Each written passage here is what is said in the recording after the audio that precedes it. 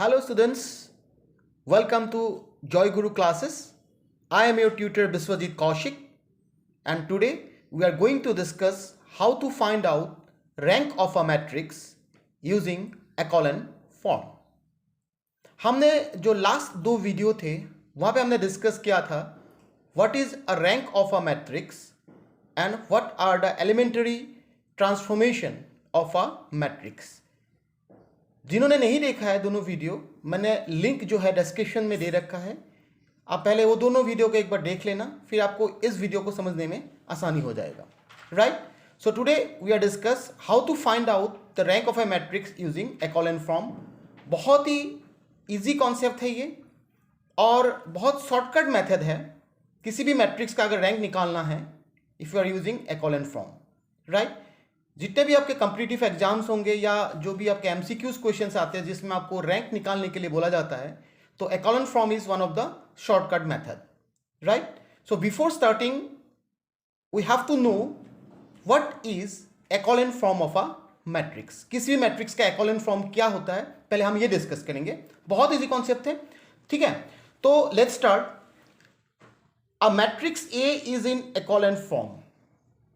अगर if every row of A which has all its zero entries occurs below every row which has a non-zero entry.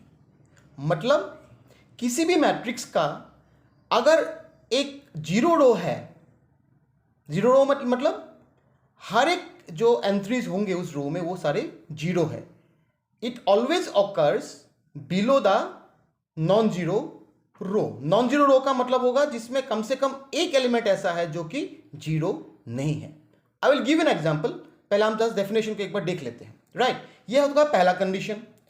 Now what is the second condition? Second condition is the number of zeros before the first non zero element in a row is less than the number of such zeros in the next row. इसका मतलब है कि number of zero before the first non zero element, किसी भी रो में first non zero elements से पहले जितने भी जीरोस होंगे वो नीचे के जितने भी रोज होंगे उससे कम होगा. मतलब अगर शॉर्टकट में बोलूं तो मैं number of zeros before the first non zero element must kept increasing from the first row to the last row. पहले रो से लेकर लास्ट रो तक number of zero before the first non zero element of every row must be kept increasing from the first row to the last row. ठीक है, तो हम अब discuss करते हैं कि echelon फॉर्म का एग्जैक्टली फॉर्मेट क्या होता है. ठीक है, सो ये चार फॉर्म है. मैंने चार मैट्रिक्स लिख रखा है यहाँ पे. अब देखो मैट्रिक्स ए. मैट्रिक्स ए में क्या है? नॉन जीरो रो. पहला जो रो है वो एक नॉन जीरो रो है, सेकेंड रो भी नॉन जीरो रो है और थर्ड रो भी नॉन जीरो रो है.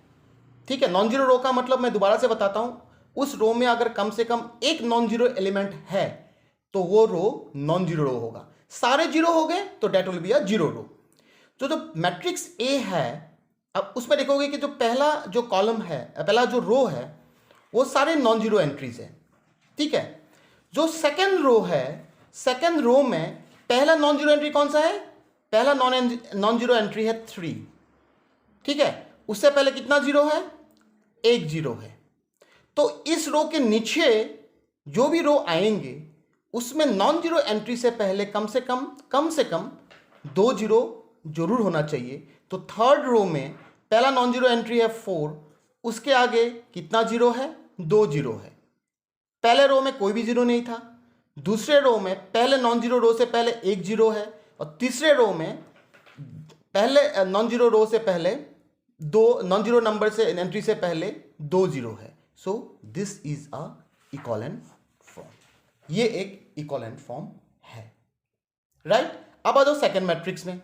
सेकेंड मैट्रिक्स में क्या है? पहला रो जो है वो नॉन जीरो रो है, सेकेंड रो भी नॉन जीरो रो है, लेकिन जो थर्ड रो है ये एक जीरो रो है. ठीक है, सेकेंड रो में फर्स्ट रो में एक भी जीरो नहीं था पहले नॉन जीरो एलिमेंट से पहले. राइट.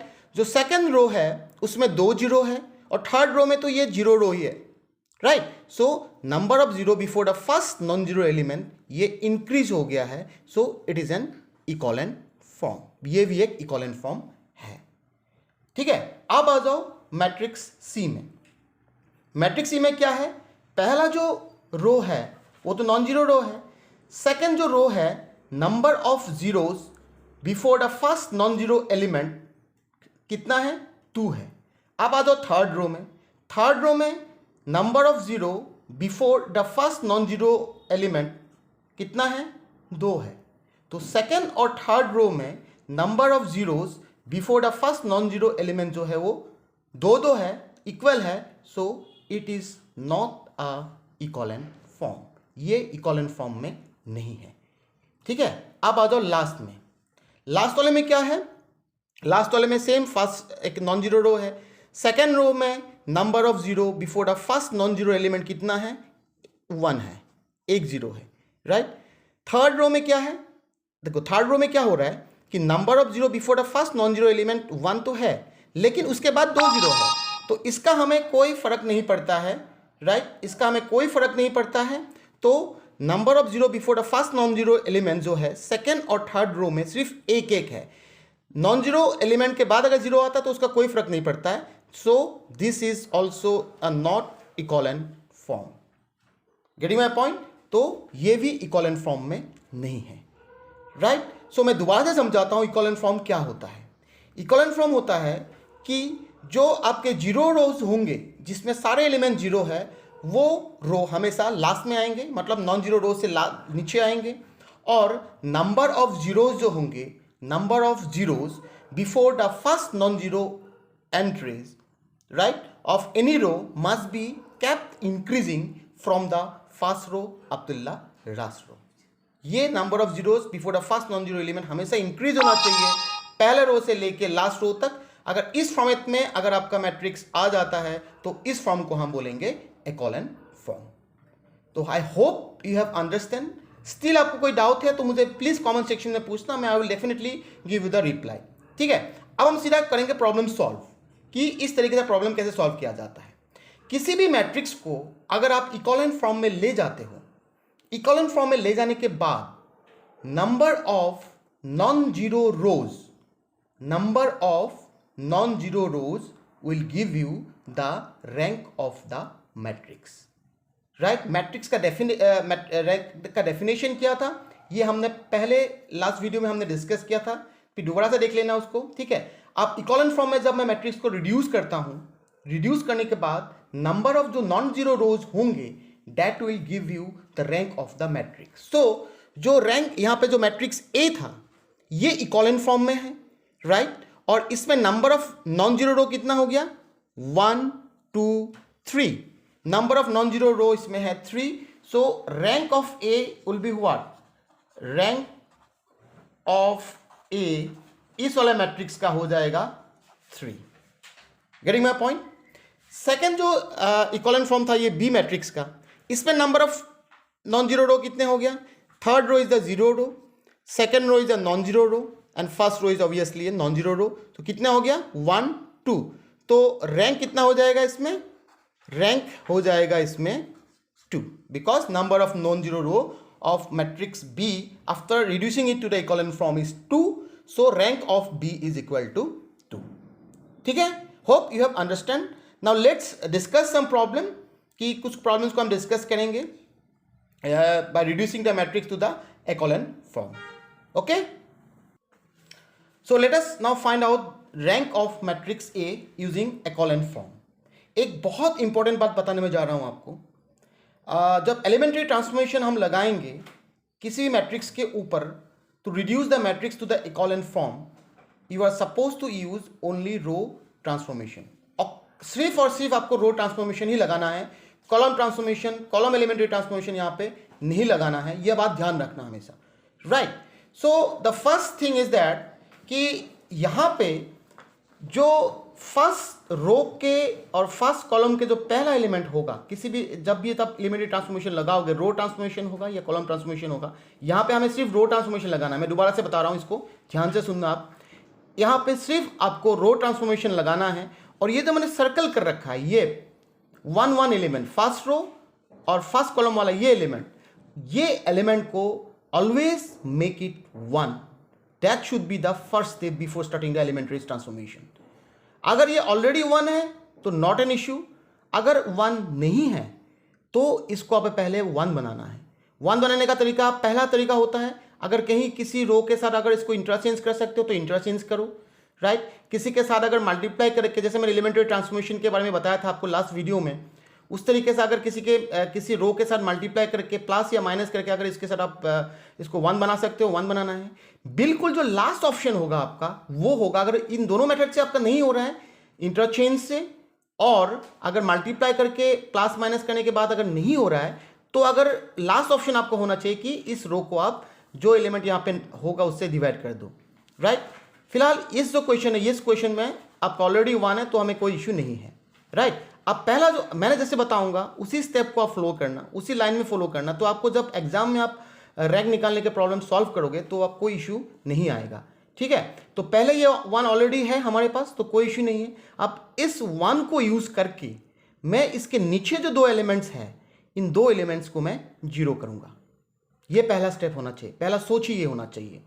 सेकंड में क्या होगा कि ये जो एलिमेंट है, इस एलिमेंट को 1 बनाने की कोशिश करेंगे, और उसको 1 बनाने के बाद इसके नीचे जो एलिमेंट है उसको 0 बनाने की कोशिश करेंगे, और इस अप्रोच में ये पूरे ऑपरेशन को हम आगे बढ़ा ले जाएंगे।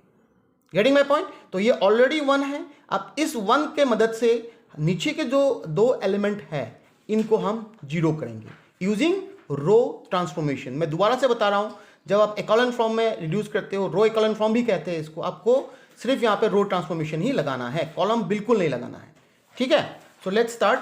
तो पहला ऑपरेशन क्या हो जाएगा? फर्स्ट ऑपरेशन विल बी रो 2 के ऊपर हम करेंगे, रो 2 गोज टू क्या आ जाएगा, R2 माइनस, इसको मुझे 0 करने के लिए रो 1 को, जहां पे 1 है ऑलरेडी, इसको मुझे 3 से मल्टीप्लाई करना पड़ेगा, राइट। तो मैं क्या करूंगा, 3R1 कर दिया मैंने, ठीक है। तो ये हो जाएगा 0। बाकी में क्या हो रहा है हमें कुछ मतलब नहीं है उसका, सिर्फ हमें इंटरेस्ट जो है इस एलिमेंट के ऊपर है। जो थर्ड रो है ऑलरेडी 1 है तो उसको हमें कुछ नहीं करना है, R3 गोज टू क्या आएगा, R3 माइनस R1, राइट। अब देखते हैं क्या होता है। सो द फर्स्ट ट्रांसफॉर्मेशन हमने लगा दिया, फर्स्ट रो में कोई डिफरेंस नहीं है, 1 3 4 3, राइट।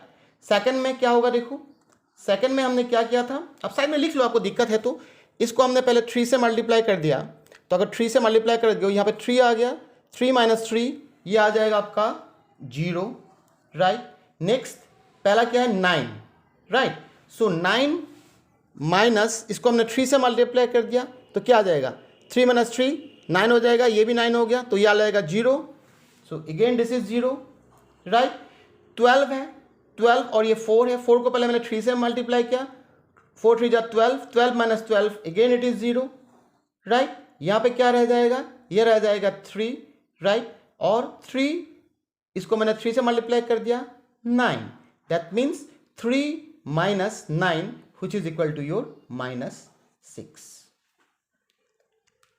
getting -6।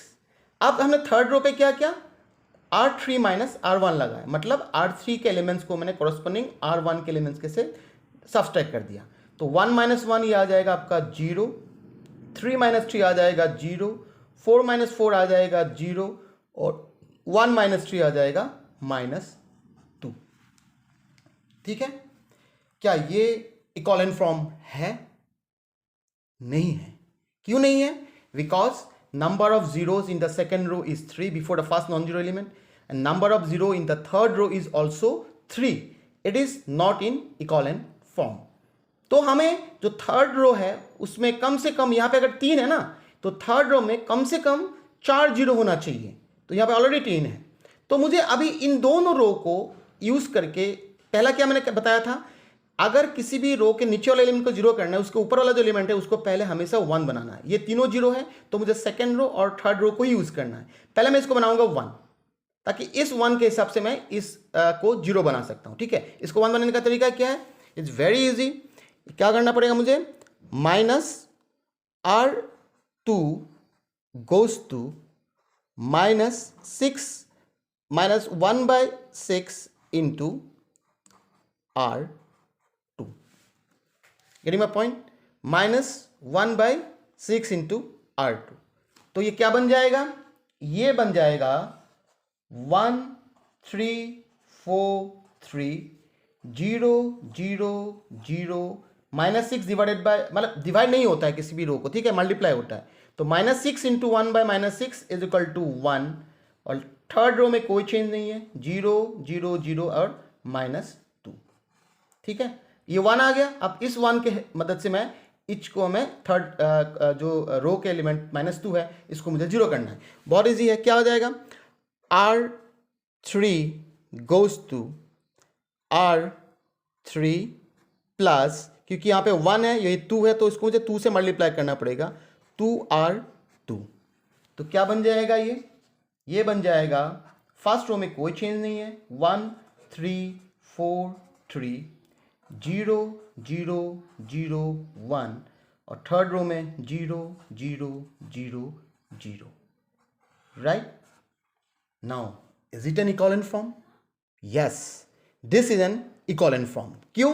क्योंकि number of zero in the second row is 3, और जो थर्ड रो है ये पूरा 0 रो बन गया, but number of zero definitely kept increasing. So this is a equivalent form. After reducing the matrix to the equivalent form, मैंने क्या बताया था, the rank is the number of non zero rows. तो यहाँ पर non zero rows कितना है, second row is non zero row and first row is also non zero row, therefore the rank of A is equal to how much? 2. Rank of A is equal to 2. ठीक है, आया समझ में? So this is all about the equivalent form, right? अब हम एक ये problem solve करेंगे जिसमें मान के चलो कि पहला जो एलिमेंट है वो 1 नहीं है, तो उसको 1 बनाने का तरीका कैसे हो सकता है वो हम डिस्कस करेंगे। और दूसरी बात ये है कि अगर ये मैट्रिक्स एक नॉन स्क्वायर मैट्रिक्स है, बिकॉज ए में क्या हो रहा है, नंबर ऑफ जो है जो नंबर ऑफ रोज है it is not equal to number of column, so it is a non square matrix. अगर स्क्वायर मैट्रिक्स होगा, स्क्वायर मैट्रिक्स में क्या होता है कि जो इक्विवेलेंट फॉर्म होता है वो एक अपर ट्रायंगुलर मैट्रिक्स बन जाता है। जो प्रिंसिपल डायगोनल होता है एक स्क्वायर मैट्रिक्स का, वो मैं I hope that you know what is the principal diagonal of a square matrix. Principal diagonal के जो नीचे के एलिमेंट्स होते हैं वो सारे जीरो हो जाता है। तो स्क्वायर मैट्रिक्स का अपर ट्रायंगुलर फॉर्मेट ही उसका इक्विवेलेंट फॉर्म होता है। जैसे फॉर एग्जांपल मान के चलो मैं यहीं पे आपको दिखाता हूँ, एक स्क्वायर मैट्रिक्स है ए, राइट।